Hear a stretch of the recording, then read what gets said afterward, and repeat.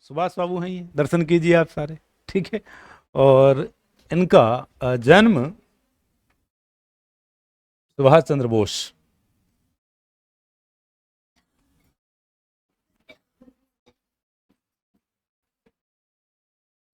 आप लोगों ने वो फोटो देखी होगी इनकी, है ना?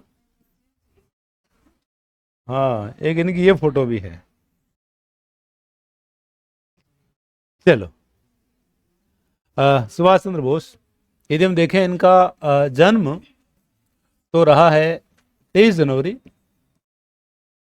1897, कटक उड़ीसा। कटक उड़ीसा में इनका जन्म रहा। इनके पिता जानकी दास, इनकी माता प्रभावती, इनकी माता, और इनकी पत्नी पत्नी यदि अपन देखें तो इनकी पत्नी का नाम रहा है एमिली, एमिली सेंकेल। इनकी पुत्री अनीता, जानकी नाथ कर लेते हैं इनको, जानकी नाथ। और इनके राजनीतिक गुरु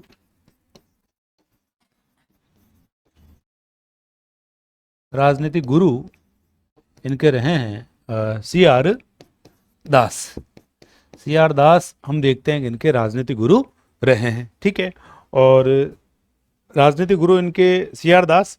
और आप देखो कि सुभाष बाबू जहाँ से आते हैं, है ना, तो वो क्षेत्र विवेकानंद का क्षेत्र है। तो सुभाष बाबू भी हम लोग देखते हैं कि ये विवेकानंद से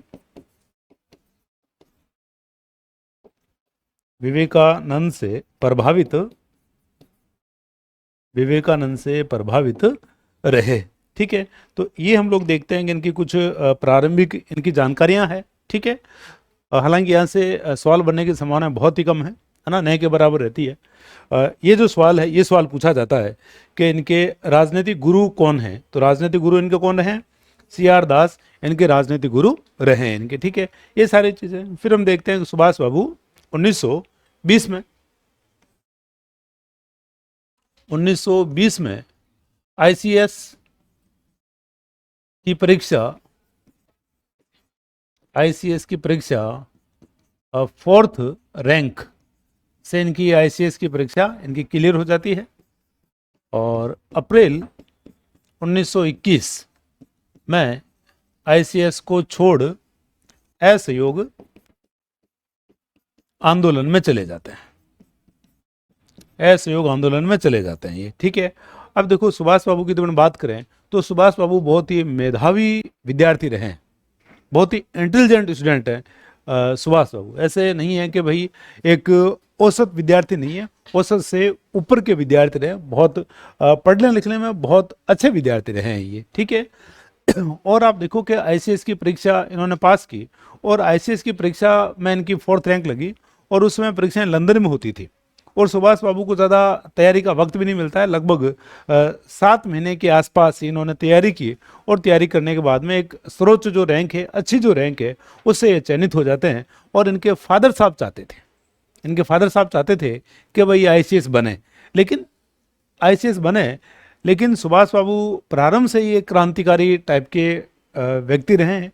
और जैसे असहयोग आंदोलन शुरू हुआ, और असहयोग आंदोलन शुरू होता है, और ये अपनी नौकरी को छोड़ देते हैं।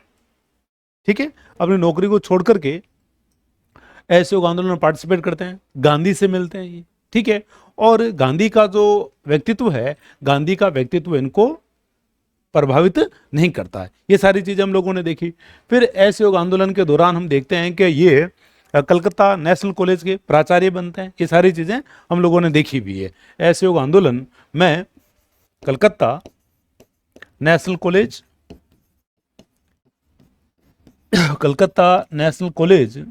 के प्राचार्य रहे। ठीक है। और बाद में जब बारदोली में बैठक हुई, बारदोली की बैठक के बाद जब 12 फरवरी 1922 को असहयोग आंदोलन वापस ले लिया जाता है, तब गांधी की ये जो बात थी ये सुभाष बाबू को ठीक नहीं लगती है, और सुभाष ने से क्या कहा था? सुभाष ने असहयोग आंदोलन को वापस लेने की घटना में क्या कहा था? राष्ट्र का दुर्भाग्य कहा था, राष्ट्रीय त्रासदी उसे कहा था, है ना। और असहयोग आंदोलन की जो वापसी रही, वापसी को ये कहते हैं कि ये राष्ट्रीय त्रासदी है, ये राष्ट्र का दुर्भाग्य है कि गांधी ने आंदोलन को वापस ले लिया। ये जो बात थी, ये बात सुभाष बाबू को ठीक नहीं लगती है, ठीक है। और बहुत सारे नेताओं को ये बात ठीक नहीं लगती है। वो सारी चीजें हम लोगों ने पहले देखी हुई है। अब देखो क्या रहा, अब असहयोग आंदोलन वापस हो गया, और असहयोग आंदोलन के बाद गांधी की गिरफ्तारी हो जाती है, और गांधी की गिरफ्तारी के बाद कांग्रेस में दो गुट बन जाते हैं, ठीक है। एक गुट थे जो परिवर्तन चाहते थे, और एक अपरिवर्तनवादी गुट रहा। जो परिवर्तनवादी गुट था उसने क्या किया था, कौन सी पार्टी बनाई थी? स्वराज पार्टी। स्वराज पार्टी का गठन किया गया था। हम लोगों ने बात की थी जनवरी 1923 की, हम लोगों ने बात की थी। और स्वराज पार्टी में हम लोगों ने देखा था कि एक लीडर हुआ करते थे CR दास, और CR दास मेयर बनते हैं कहाँ के? कलकत्ता नगर निगम के, देखा था हम लोगों ने। और स्वराज पार्टी के लीडर CR दास जब कलकत्ता नगर निगम के मेयर बने तो वहां मुख्य अधिशासी अधिकारी बनते हैं सुभाष बाबू। ये चीज हम लोगों ने देखी, ठीक है। तो सुभाष बाबू कलकत्ता नगर निगम में मुख्य अधिशासी अधिकारी के रूप में इनका कार्य रहा, ठीक है। और दूसरा ये स्वराज पार्टी का पत्र हुआ करता था बांग्लार कथा, इसके भी ये संपादक बनते हैं, ठीक है। ये इनके द्वारा चलाया गया। फिर इसी प्रकार से CR दास का समाचार पत्र हुआ करता था फॉरवर्ड, और ये फॉरवर्ड के भी कुछ समय के लिए संपादक बनते हैं ये, ठीक है। और अपना कार्य बहुत ही तल्लीनता के साथ सुभाष बाबू के द्वारा अपना कार्य किया गया, ठीक है। अब हम देखते हैं कि इसी दौरान क्या रहा है कि जब ये गतिविधियां चल रही थी, है ना, तो आप देखो कि क्रांतिकारी मूवमेंट भी है इसी दौरान, ये आप लोग देखते हो, जिसमें हम लोग HRA की बात करते हैं, HSRA की हम लोग बात करते हैं, है ना। तो क्रांतिकारी लोगों के साथ में, और क्रांतिकारी लोगों को अंग्रेज उनको क्या बोलते थे? आतंकवादी, ठीक है। तो हम लोग देखते हैं कि सुभाष बाबू का संबंध रहा किसके साथ में? सुभाष बाबू का संबंध रहा क्रांतिकारियों के साथ में। और इन क्रांतिकारियों को किस नाम से जाना जा रहा है? क्रांतिकारियों को आतंकवादी कहा गया, है ना। तो आतंकवादी लोगों से संपर्क के कारण 1924 में बोस गिरफ्तार, सुभाष बाबू को हम लोग देखते हैं कि गिरफ्तार कर लिया जाता है, ठीक है। और आप देखो कि इनको गिरफ्तार करके कहां भेजा जाता है? मांडले जेल इनको गिरफ्तार करके भेजा जाता है। और मांडले जेल से संबंध रहा है इससे पहले किसका? ये किसका नाम है? ये और ये अजीत सिंह हैं। तो आप देखो कि ये एक सवाल आया हुआ है कि मांडले जेल से इनमें से किसका संबंध रहा है, किसका संबंध नहीं रहा, इस प्रकार से सवाल पूछा जाता है ना। तो इनको गिरफ्तार करके पहले अलीपुर जेल इनको भेजा जाता है, और अलीपुर से इनको फिर कहां भेज दिया जाता है? मांडले जेल भेज दिया जाता है, जिस मांडले जेल से संबंध रहा है किसका? लाला लाजपत राय का, तिलक का और अजीत सिंह का हम लोग देखते हैं संबंध रहा है इनका, ठीक है। तो 24 में इनकी गिरफ्तारी हो जाती है। और बाद में 1927 आते आते सुभाष बाबू का स्वास्थ्य खराब हो जाता है, और खराब स्वास्थ्य के कारण इनको क्षय रोग हो जाता है। क्षय रोग जानते हैं सारे? ट्यूबरक्लोसिस, ठीक है। तो इनका स्वास्थ्य खराब हो जाता है, और इन्हें 1927 में खराब स्वास्थ्य के कारण छोड़ दिया जाता है। खराब स्वास्थ्य के कारण इनको छोड़ दिया जाता है और हम लोग देखते हैं कि 1927 में सुभाष बाबू जेल से बाहर आ जाते हैं। ठीक है, और अब देखो कि सुभाष बाबू जेल से बाहर आए और जेल से बाहर आने के बाद सुभाष बाबू वापस अपनी गतिविधियों में लग जाते हैं और कांग्रेस में सक्रिय सदस्य के रूप में कार्य करने लग जाते हैं। और कांग्रेस एक प्रकार का अम्ब्रेला ऑर्गेनाइजेशन रहा है, क्योंकि देश में पहले एक ही बड़ी पार्टी थी और उस पार्टी के अंदर ही कई धाराएं होती थी। जैसे उसी पार्टी का हिस्सा हुआ करते थे दक्षिणपंथी लोग, उसी पार्टी का हिस्सा हुआ करते थे वामपंथी लोग, ठीक है, उसी पार्टी में समाजवादी लोग। तो एक ही पार्टी में कई प्रकार के जो विचारधाराएं हैं, कई प्रकार की विचारधाराएं हुआ करती थी। ठीक है, तो सुभाष बाबू कांग्रेस में अब उभर रहे हैं किस रूप में?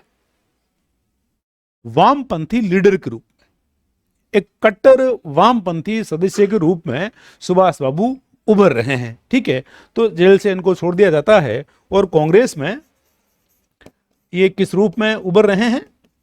वामपंथी सदस्य के रूप में सुभाष बाबू कांग्रेस में उठ रहे हैं। ठीक है, अब हम लोग देखते हैं कि बाद में सुभाष बाबू अब वामपंथी है, तो वामपंथियों का संबंध रहेगा किससे? अटक से भी रहेगा। अटक एक प्रकार का संगठन था, है ना, ट्रेड यूनियनों का संगठन था ये।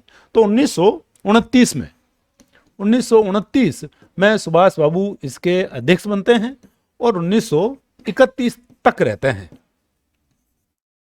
1931 तक, 1929 में ये अध्यक्ष बने हैं और इनका टेन्योर कब तक का है? 1931 तक हम लोग देखते हैं कि सुभाष बाबू इससे संबंधित रहे हैं। ठीक है, फिर हम लोग देखते हैं कि सुभाष बाबू की पुनः गिरफ्तारी हो जाती है। ठीक है, सुभाष बाबू को पुनः गिरफ्तार कर लिया जाता है 1932 में। 1932 में सुभाष बाबू बंबई से कलकत्ता आ रहे थे और रास्ते में स्टेशन है कल्याण, और कल्याण स्टेशन पर सुभाष बाबू गिरफ्तार। ठीक है, और सुभाष बाबू गिरफ्तार हो जाते हैं। सुभाष का जो स्वास्थ्य है, सुभाष का स्वास्थ्य ठीक नहीं था। ठीक है, गिरफ्तार हो जाते हैं और जेल में फिर इनका स्वास्थ्य लगातार, इनका स्वास्थ्य गिरता जा रहा है। ठीक है, इनको मद्रास में भी रखा गया। बाद में कहा गया कि भाई इनका स्वास्थ्य ठीक नहीं है, तो ऐसी जगह पर इनको रखा जाए जहां इनका स्वास्थ्य ठीक हो, है ना। तो इनको उत्तर प्रदेश के किसी स्थान पर भी लाया जाता है, लेकिन वहां भी सुभाष का स्वास्थ्य ठीक नहीं होता है। तो बाद में इन्हें कहा जाता है कि भाई आपको अपने ही खर्च पर हम लोग अनुमति दे सकते हैं। कहाँ जाने की? यूरोप जाने की हम आपको अनुमति दे सकते हैं, लेकिन खर्च आपका खुद का रहेगा। तो सुभाष बाबू इस बात को यस कर देते हैं और 1933 के अंदर, 1933 में हम देखते हैं कि सुभाष बाबू यूरोप चले जाते हैं। सुभाष बाबू यूरोप चले गए और आप देखो कि यूरोप में एक देश है ऑस्ट्रिया, और ऑस्ट्रिया की राजधानी है वियना। ठीक है, तो सुभाष बाबू भी वियना में थे, मैंने आपको पहले भी बताया था। और इसी दौरान यहां स्वास्थ्य लाभ के लिए कौन आए हुए हैं? विठल भाई पटेल भी आए हुए हैं, और विठल भाई पटेल का स्वास्थ्य भी खराब है।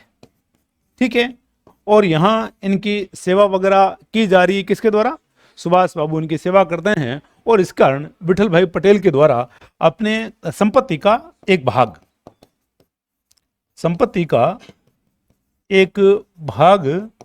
सुभाष के हवाले संपत्ति का एक भाग ये यहां कर देते हैं। ठीक है, और इसी दौरान यहां इनके संपर्क में कौन आती है? वियना में एमिली। ठीक है, और आप देखो कि एमिली, हम लोग देखते हैं कि इसी दौरान इनके संपर्क में आ रही है। और आप देखो कि एमिली सेंकेल, ये ऑस्ट्रिया की थी, ये ऑस्ट्रिया की हुआ करती थी। और आप देखो कि एमिली सेंकेल से सुभाष जो है, सुभाष इनके साथ रहे और ये एक दूसरे को पसंद करने लग जाते हैं। ठीक है, और आप देखो कि सुभाष ने बाद में एमिली से विवाह भी कर लिया इन्होंने। और ये जो बात थी, सुभाष ने इस बात को बहुत दिनों तक, इस बात को सुभाष ने किसी को भी नहीं बताया था। ठीक है, न बताए जाने के बहुत सारे कारण थे। न बताए जाने के कारण क्या रहे हैं कि जैसे यदि अपन बात करें तो सुभाष को ऐसा लगता होगा कि भाई यदि और किसी को यदि पता लगेगा कि भाई हमने एमएलई से विवाह किया है, ठीक है, तो क्या रहेगा कि इनकी सुरक्षा वगैरह को भी खतरा हो सकता है। ठीक है, तो इन सारी चीज़ों को लेकर के, और एक आप देखो कि क्या रहा है कि सुभाष बाबू बंगाल से आते हैं और बंगाल में अविवाहित, उस समय की बात है ना, तो उस समय के जो क्रांतिकारी जो अविवाहित वगैरह जो थे उनके प्रति बंगाल के नौजवानों में एक बड़ा क्रेज होता था। जैसे इनके आदर्श भी कौन है, इनके आदर्श की यदि हम बात करें, ये यदि प्रभावित हैं किसी से तो किससे, विवेकानंद से, तो वो भी अविवाहित है। ठीक है, तो इनको लग रहा था, तो इन्होंने कई समय तक एमएलई संकेल से इनका जो विवाह रहा है इस विवाह के बारे में इन्होंने नहीं बताया। ठीक है, हालांकि बाद में इनके द्वारा बता दिया भी जाता है कि भाई हमने संकेल से विवाह कर लिया है, और इसी दौरान इनको थोड़ा वक्त भी मिलता है और इस वक्त का ये यूज करते हैं। और इसी दौरान आप देखो कि इन्होंने अपनी पुस्तक द इंडियन स्ट्रगल, है ना, द इंडियन स्ट्रगल पुस्तक जो है उसका एक भाग भी इन्होंने इसी दौरान लिखा था। इनकी जो पुस्तक है the Indian struggle, the Indian struggle, इनकी पुस्तक ये दो भागों में पुस्तक है। एक भाग है 1920 से लेकर के 34 का, और दूसरा जो भाग है वो है आपके 1934 से लेकर के 1942 का। तो दो पार्ट में ये पुस्तक है। और आप देखोगे एक बहुत ही कमाल की बात है, ये वाला जो पोर्शन है ना, ये वाला पोर्शन हम लोग देखते हैं कि 1935 में ये पुस्तक इन्होंने भेंट की थी किसे, मुसोलिनी को। इस पुस्तक का एक जो भाग है, इस पुस्तक का एक भाग इन्होंने भेंट किया है किसको, मुसोलिनी को भी हम देखते हैं कि इस पुस्तक का एक इन्होंने भाग भेंट किया है। ठीक है, और फिर हम देखते हैं कि 1937 आते आते 1937 आते आते इनकी नजरबंदी व जेल से, इन्हें नजरबंदी व जेल से इन्हें मुक्त कर दिया जाता है, इन्हें मुक्त कर दिया जाता है ये। ठीक है, जब वियना से ये आए थे भारत, है ना, और वियना से जब ये भारत आए थे तब सुभाष बाबू को एकदम बिल्कुल अच्छे से पता था कि जाते ही हमारी गिरफ्तारी हो जाएगी।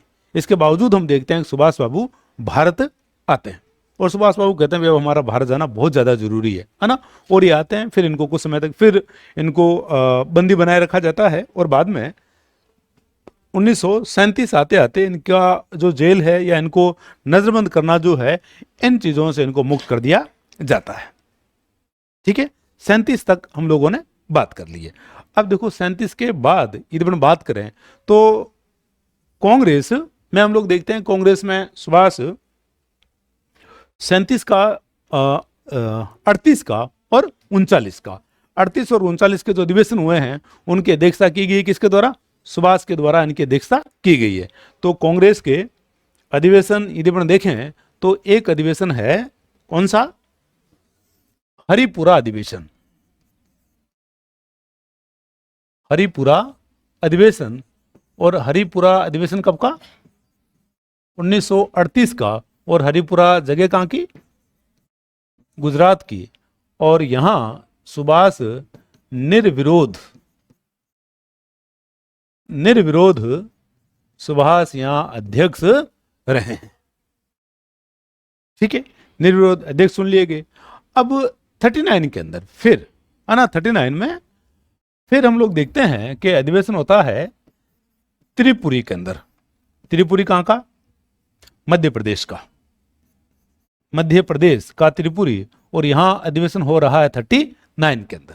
ठीक है, और आप देखो कि 39 में अधिवेशन हो रहा है। सुभाष कहते हैं मेरे को समय थोड़ा कम मिला है, सुभाष को समय कम मिला है, और वो कहते हैं कि मुझे एक टेन्योर और दिया जाए।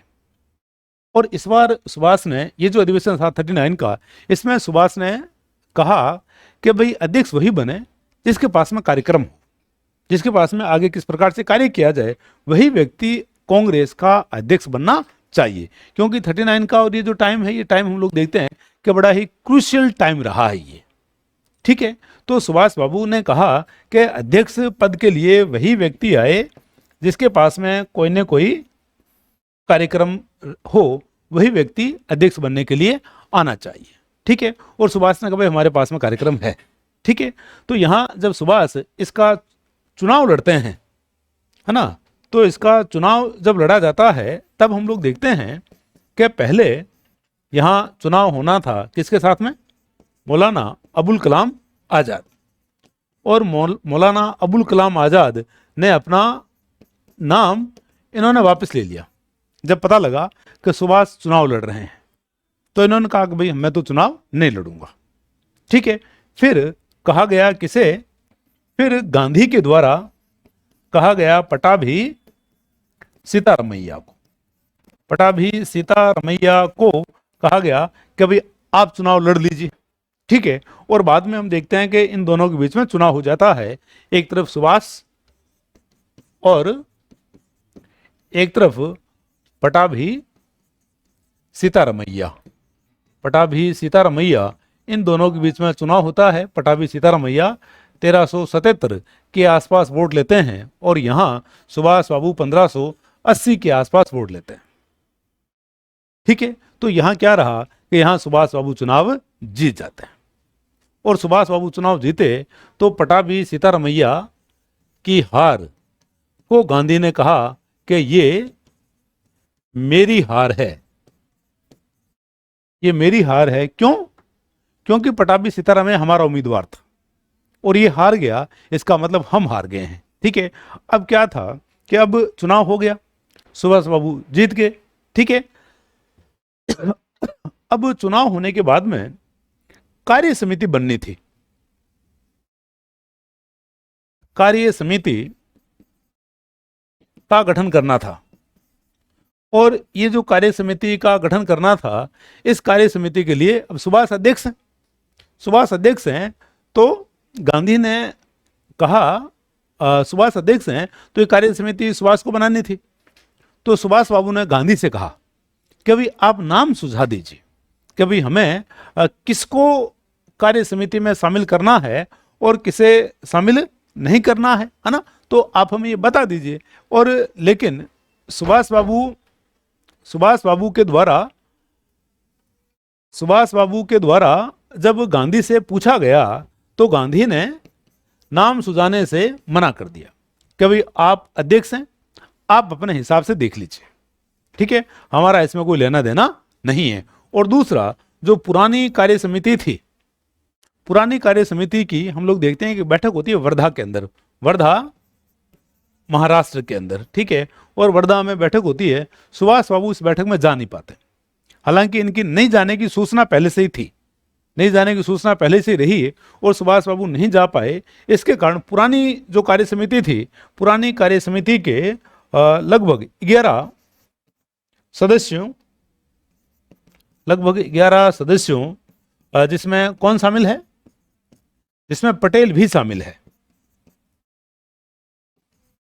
पटेल भी शामिल रहे।